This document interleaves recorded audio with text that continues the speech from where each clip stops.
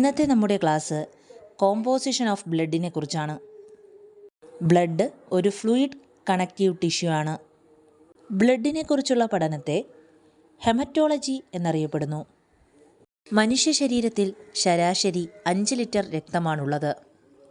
ബ്ലഡിന് 4 main components ആണ് ഉള്ളത്. Plasma, red blood cells അഥവാ RBC, വൈറ്റ് ബ്ലഡ് സെൽസ് അഥവാ WBC, പ്ലേറ്റ്ലെറ്റ്സ്. രക്തത്തിൻ്റെ പ്രധാന അംശം പ്ലാസ്മയാണ്.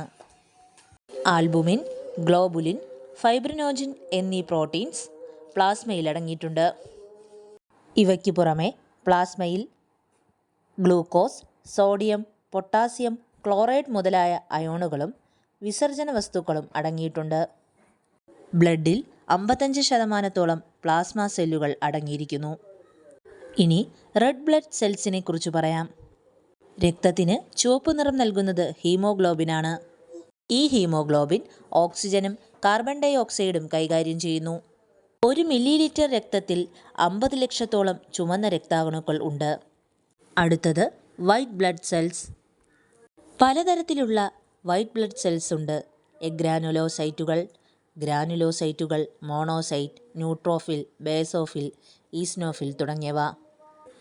ഇതിൽ ആൻറ്റിബോഡി ഉൽപ്പാദിപ്പിക്കുന്ന ശ്വേതരക്താണുവാണ് ലിംഫോസൈറ്റ്.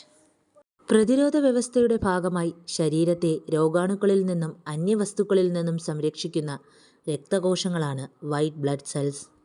ഒരു പരിധിയിലേറെ ശ്വേതരക്താണുക്കൾ ശരീരത്തിലുണ്ടാവുന്ന അവസ്ഥയെ ലൂക്കോസൈറ്റോസിസ് എന്നും തീരെ കുറവാവുന്ന അവസ്ഥയെ ല്യൂക്കോപീനിയ എന്നും വിളിക്കുന്നു.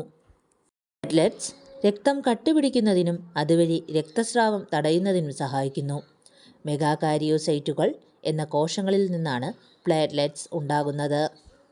കോമ്പോസിഷൻ ഓഫ് ബ്ലഡിനെ കുറിച്ചുള്ള ഇന്നത്തെ വീഡിയോ അവസാനിച്ചിരിക്കുന്നു. Thank you.